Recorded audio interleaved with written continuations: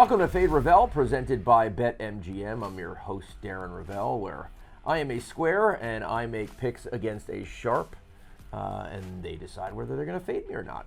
In studio today is Stuck. Good to see you in person, man. Yeah, it's good to be here. Good to be back in the new office. I'm excited to see what you're bringing to the table today. All right, let's see. So last week I went 1-1, and my future, which I didn't really want to give a future that early, but our producer Hutton forced me to. I gave Marquette, and that is now dead.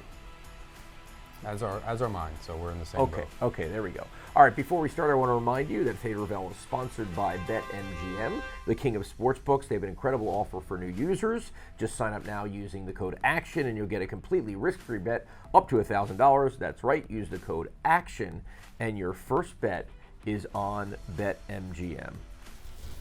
All right, let's dive into the NCAA tournament, the Sweet 16. And my first pick is the Kansas State Wildcats at plus 105, just to win the thing straight up. It's, a 1.5. It's not that crazy. My philosophy here is simple.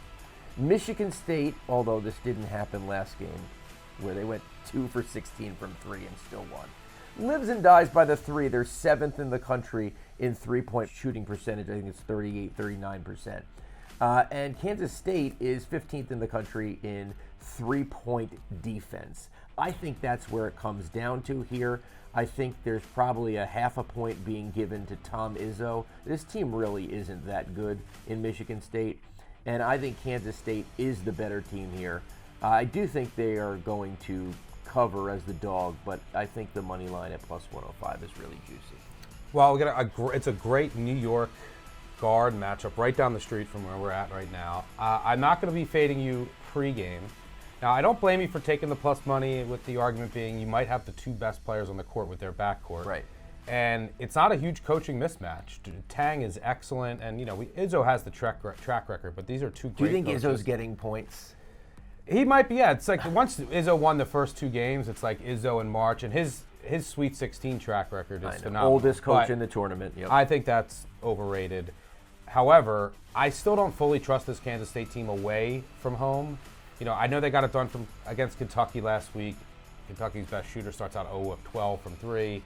Noel goes off. I make Michigan State a very small favorite here, so I'm not going to be betting them, but I trust them to make more shots away from home and tougher shots than Kansas State. If I can get Michigan State down early, I'm going to be looking to bet them live. I don't hate taking the plus money here. I don't love it. You need Michigan State as a plus. Yes, okay. Correct. So not riding, not fading Rovell, but looking forward to watching this one. Tremendous guard matchup in the Garden right down the street from where we are right now. Should be a fun watch. So no fade, no ride. I think that's as close as Stucky can go to almost agreeing with me there. So pretty much. All right, let's get to my Friday game, and for that we go to Alabama, San Diego State, and I'm going with the under here. Now, you look at Alabama; they score 82.5 points a game, but if you look at it, they've scored over 100 5 times, and they've scored under 70 6 times. This is very much an average of their points, and in those 5 that they scored 100, they played no one who made the NCAA tournament. San Diego State has a great defense. So do the Crimson Tide. It's the only matchup where there's the defensive efficiency is what 0.96 or less. And so I think this is going to be a defensive matchup right now based on the 136.5. So figure it's 77 Alabama, 70 San Diego State. I think that's still too high. I think it's high by 2 or 3 points. And I think this one is going under along with the rest of the tournament. Unders 35 and 17, 67%, highest in 30 years. I think this goes under. I think the public says 82.3 points for Alabama, 72 points for San Diego State on average. Why am I getting a 17-point delta there? but I think it's deceptive if you look at each score throughout the season. Yeah, well, look, last weekend you have some teams playing with a new ball, and then to me, to the eye test, it looks like we had tighter rims, right? You never really know a new foreign gym to a new shooting environment. The ball has gotten more of the press. Yes, but you might have tighter rims, like especially in Greensboro, it looked like the rims are super tight.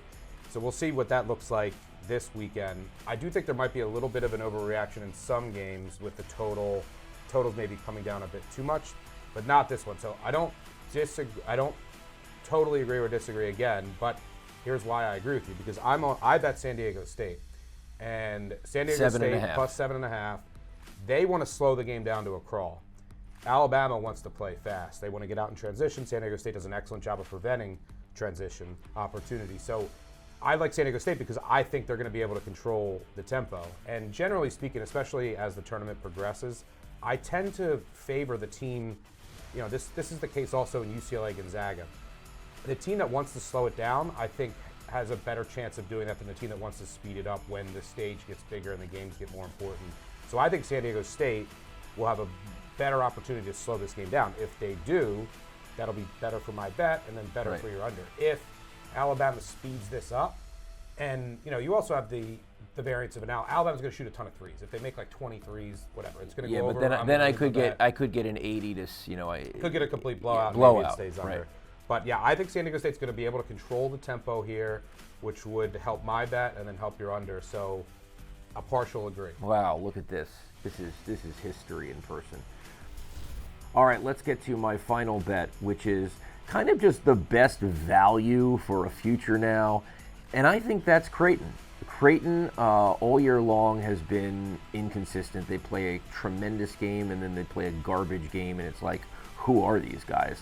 Obviously, I have Ryan Kalkbrenner, who I don't think there's a match for him. Obviously, have to get by Alabama. But after, obviously you had the Princeton upset, Marquette's gone. I just think that if they get by Alabama, they're into the championship game, and I think at 10-1, that's kind of the best value at this point. They are kind of Jekyll and Hyde, where they play an amazing game and then they play a garbage game. I got them at 50-1 after they played a garbage game, but at 10-1, I think it's kind of the best value right now. Well, I have two futures left, one UConn and one Creighton. So here's why I'll agree with you. I hate this. I wanted to come in here in person and throw eggs at you, but apparently I can't. I'll be rooting for Creighton. I don't think Princeton, look, anything can happen. It's one game. That's what makes the tournament great. But I don't think Princeton has enough to beat Creighton. Even if they want to slow the game down. That's what they did against faster teams. Creighton's comfortable in the half court. I think Princeton's run comes to an end. And if you look at the spreads, just from a spread perspective, Creighton has the best chance of going to the Elite Eight, or the biggest favorite in the Sweet 16.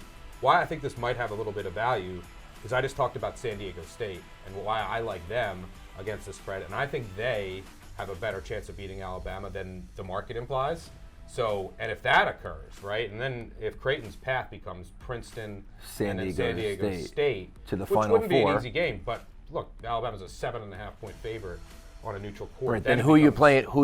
Like Michigan, who are you playing? Yeah, on the bottom. Then the path all of a sudden is wide open. And so because I like the matchup for San Diego State, I don't know if they're going to have enough offensive firepower to beat Alabama, but I do like Creighton advancing, and I think San Diego State's going to give Alabama a game. Matt Bradley's on. They're going to give them a game, and because of that, I think Creighton does have value here. And so, yeah, go Jays. And sadly, I can't throw any eggs at you today. Well, you should come into the office more often. Yeah, well, hopefully this weekend we will be able to throw some eggs at you. Well, I think we're going to have to change the show to support Rovell because obviously I think this is history. The first time Stuckey did not fade me. That's going to do it for this week of Fade Rovell. Be sure to subscribe to our YouTube channel to watch all our latest March Madness content from the Action Network, and let us know if you like my picks or if you are fading me. Good luck, everyone.